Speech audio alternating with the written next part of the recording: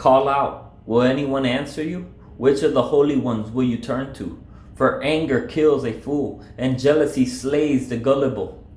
I have seen a fool taking root, but I immediately pronounced a curse on his home.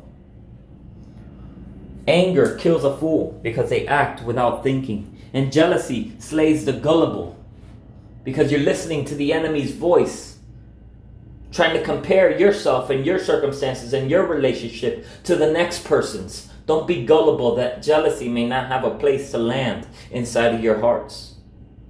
But know your identity. For anger kills a fool and jealousy slays the gullible. I have seen a fool taking root, but I immediately pronounced a curse on his home. His children are far from safety. They are crushed at the city gate with no one to rescue them. The hungry consume his harvest, even taking it out of the thorns. The thirsty pant for his children's wealth. For distress does not grow out of the soil, and trouble does not sprout from the ground. But humans are born for trouble, as surely as sparks fly upward. However, if I were you, I would appeal to God and would present my case to him. He does great and unsearchable things, wonders without number. He gives rain to the earth and sends water to the fields. He sets the lowly on high, and mourners are lifted to safety. He frustrates the schemes of the crafty so that they achieve no success. He traps the wise in their craftiness so that the plans of the deceptive are quickly brought to an end.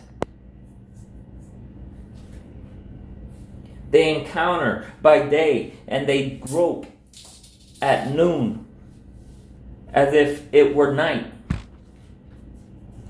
He saves the needy from the sharp words and from the clutches of the powerful. So the poor have hope and injustice shuts its mouth. See how happy is the person whom God corrects. So do not reject the discipline of the Almighty. For he wounds, but he also bandages. He strikes, but his hands also heal. He will rescue you from 6 calamities. No harm will touch you in 7. In famine, he will redeem you from death, and in battle from the power of the sword. All these things sound correct from a man's standpoint, which is why I say you got to be careful sometimes, because men are going to speak from experiences and from their understanding here of this earth and the things that they've seen.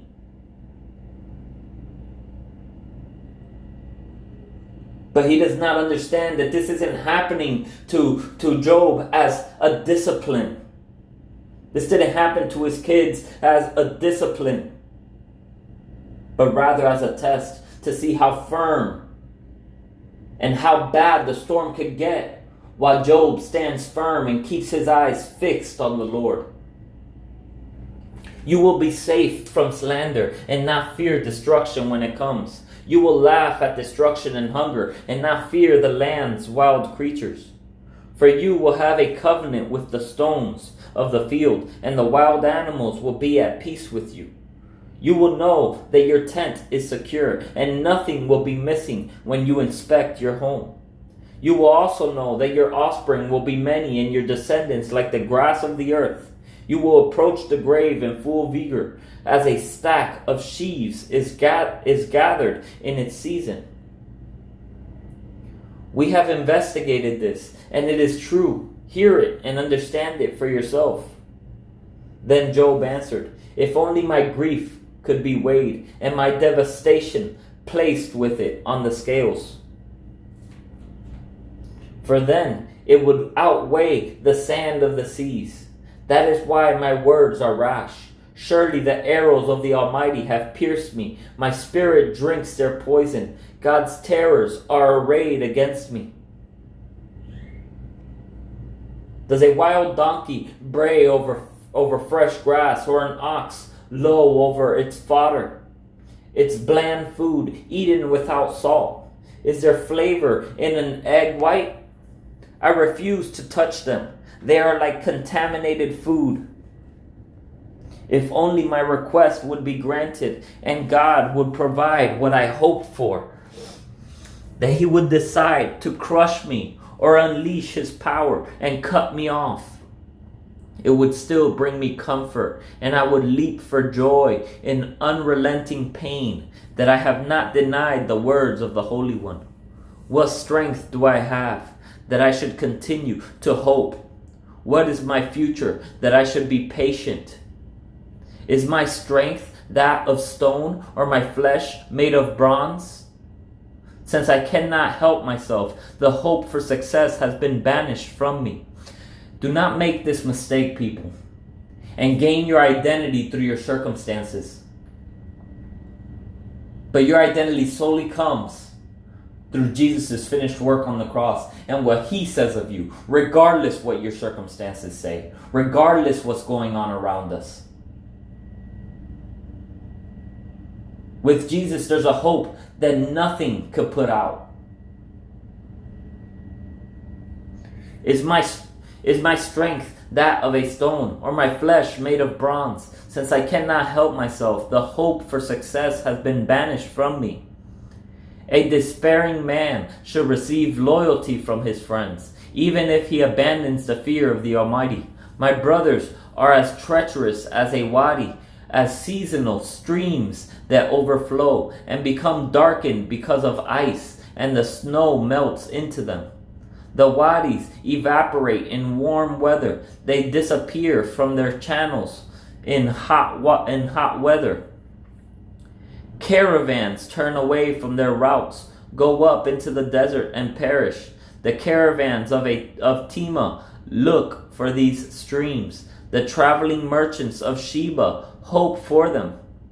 They are ashamed because they had been confident of finding water. When they arrive there, they are disappointed. So this is what you have now become to me. When you see something dreadful, you are afraid. Have I ever said, "Give me something," or "Pray a bribe for me from your wealth," or "Deliver me from the enemy's hand," or "Redeem me from the hand of the ruthless"? Teach me, and I will be silent. Help me understand what I did wrong. How painful honest words can be. But what does your rebuke prove? Do you think that you can disprove my words, or that a despairing man's words are mere wind? No doubt you would cast lots for a fatherless child and negotiate a price to sell your friend. But now, please look at me. I will not lie to your face. Reconsider. Don't be unjust. Reconsider my righteousness is still the issue. Is there injustice on my tongue, or can my palate not taste disaster? Isn't each person consigned to forced labor on earth? Are not his days like those of a hired worker? Like a slave, he longs for shade. Like a hired worker, he waits for his pay. So I have been made to inherit months of futility, and troubled nights have been assigned to me. When I lie down, I think, when will I get up? But the evening drags on endlessly, and I toss and turn until dawn. My flesh is clothed with maggots and encrusted with dirt. My skin forms scabs and then oozes. My days pass more swiftly than a weaver's shuttle. They come to an end without hope. Remember that my life is but a breath. My eye will never again see anything good. The eye of anyone who looks on me will no longer see me. Your eyes will look for me, but I will be gone. As a cloud fades away and vanishes, so the one who goes down to Sheol will never rise again. He will never return to his house. His hometown will no longer remember him. Therefore, I will not restrain my mouth. I will speak in the anguish of my spirit. I will complain in the bitterness of my soul. May we have that understanding when we go out and preach for God and live our lives dedicated to the Lord as an offering to the Lord. Once you die, there's no coming back.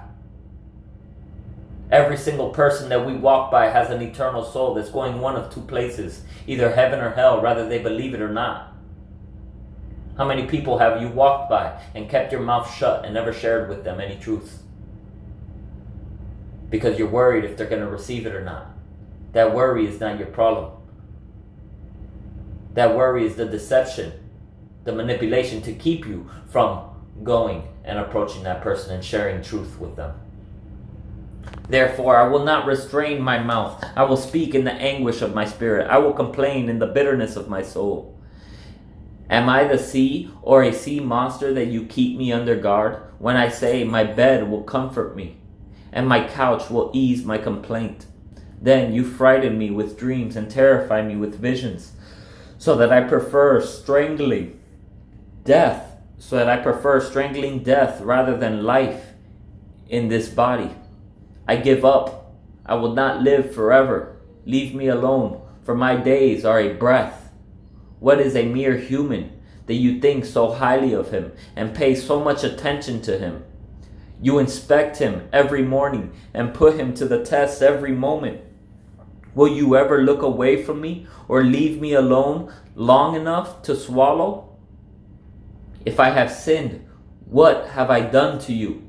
Watcher of humanity, why have you made me your target so that I have become a burden to you? Why not forgive my sin and pardon my iniquity? For soon I will lie down in the grave. You will eagerly seek me, but I will be gone. How many times do we make that same mistake? Of worrying about why these things are happening to us and allowing these things to take space in our mind that's pushing him out of our mind. Because as long as we keep our eyes fixed on him, our whole bodies will be filled with light. Let him be the center of our mind. Let him have all of the rooms. Don't leave not one room to worry about why these things are happening or what is going on. But instead, keep your eyes fixed on him. For your identity will come through him, and you will not be shaken. It doesn't matter what happens to us in this life. Like he said, this life is but a breath. This life is here today and gone tomorrow. None of us are promised the next day. We don't know when's our last moment here.